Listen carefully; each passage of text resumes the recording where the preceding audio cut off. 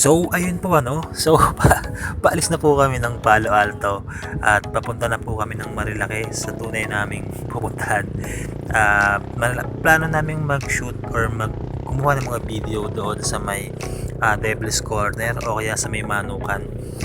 Kasi feeling namin marami ding ano doon, marami ding pitek or nami-picture doon sa may bandang Devil's Corner. Syempre, automatic na yun, doon naman palagi yung pestuhan ng mga photographer.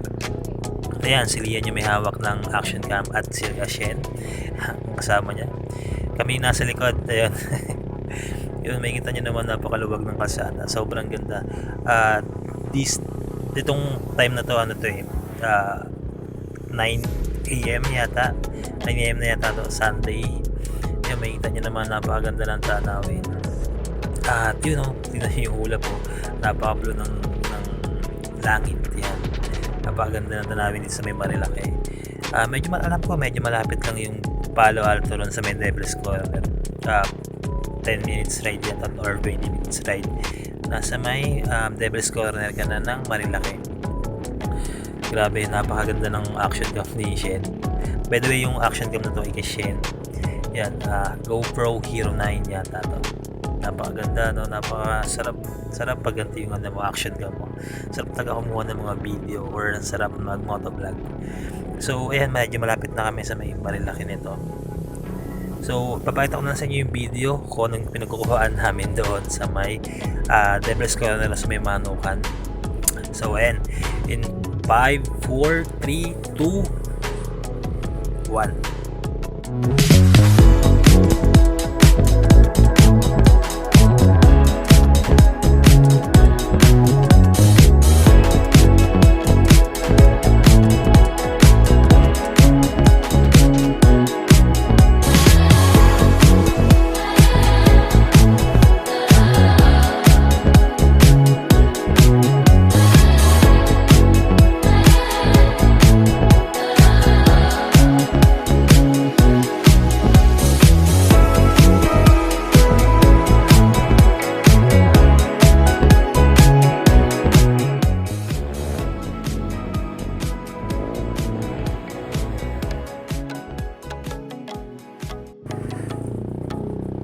So ayun, tapos na kaming kumuha ng mga video dito sa may Manukan, sa may Marilake Manukan.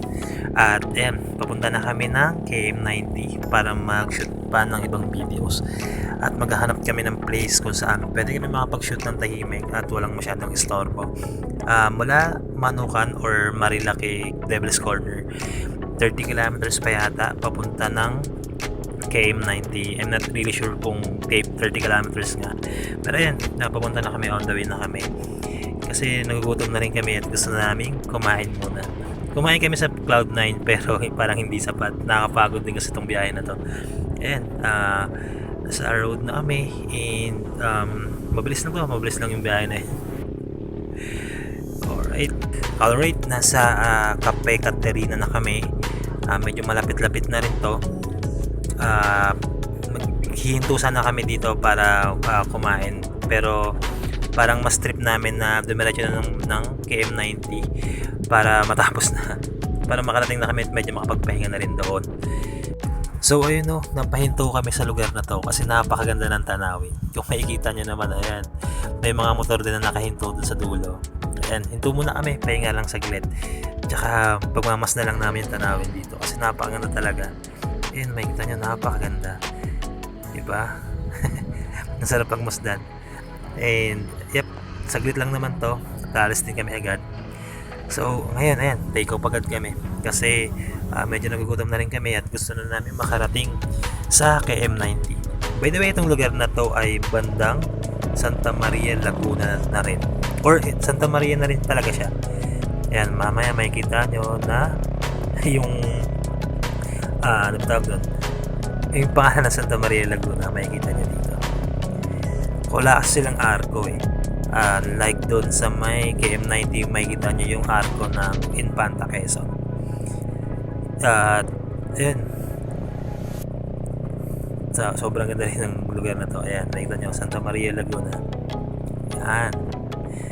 So medyo mabilis na lang to kasi 6 kilometers away na lang pag malapit na sa KM90. Yung KM90 dun na rin mismo yung arko ng Infanta Quezon.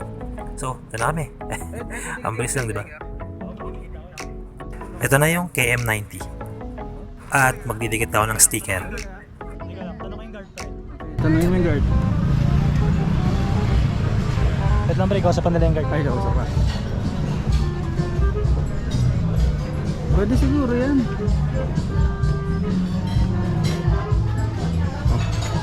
Mas pwede naman yung sticker dito. Oo daw pre. Di ata di sumasagot yung ano mo, ang Oo gwardiya. daw pre. Thumbs up? Oh. Thumbs up. Pwede pala, pwede.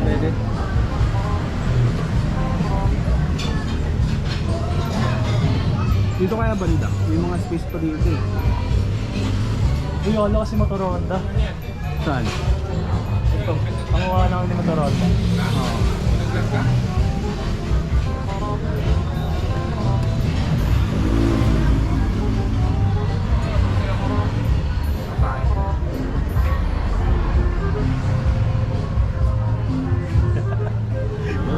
Ayan. Thank you kuya. Okay. Boss, thank you boss.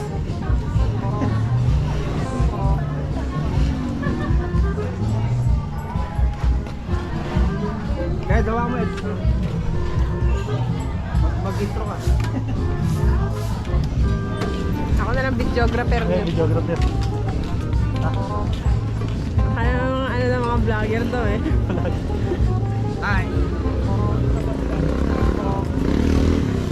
Yung helmet mo? Iniwan mo?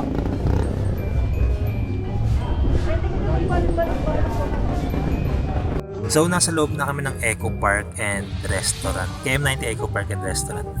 So, ayan, hanap na kami ng table at kakain kami. At sa bandang gilid, and doon yung Eco Park, ayun, sa may banda ron. Tapos, may entrance fee na 100 pesos. So, ayan, kakain lang kami dito sa gilid. At maghahanap na kami ng lugar kung saan pwede mag-shoot ng pang-intro at montage na rin siya.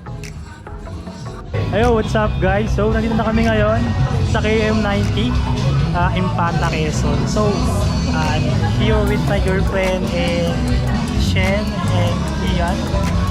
So, kain lang muna kami ngayon and then maghahanap kami ng place kung saan kami pwedeng mag video ng montage.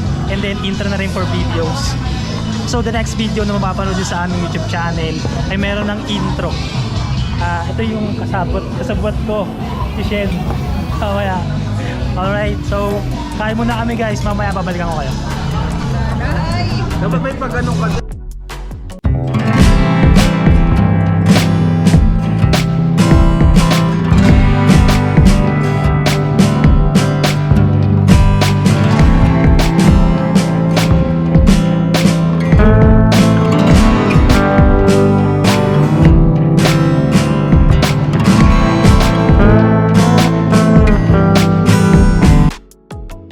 So may nakita kami ditong puso-puso or pwedeng lugar kung saan pwede mag-picture. Ayan, picture muna kami dito bago kami mag-take off para maghanap ng place kung saan pwede mag-shoot ng montage at ng pang-intro. Ayan, picture muna saglit. Ayan, syempre si Lilian muna at saka si Shen. Picture natin sila. Ayan o. Ayan, picture. Diba? Kasi that time na pumunta kami ng Marilaki or ng KM90 is February 12. So ang tagal na ng video. Ngayon ko na lang na-edit kasi ngayon na lang nagkaroon ng time. Ayan. So after nila, kami naman syempre. Picture.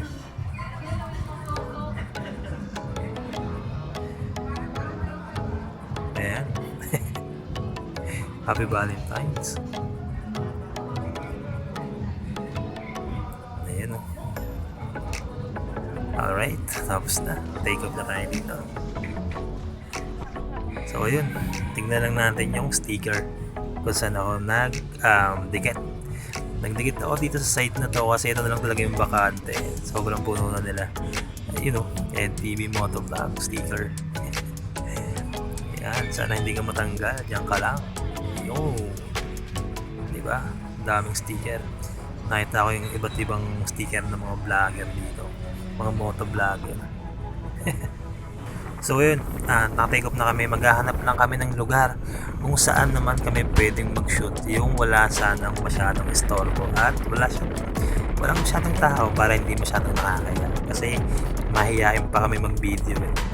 Hindi pa namin kaya yung ginagawa ng mga motovlogger talaga na malalakas yung loob. Kami hindi pa gano'n.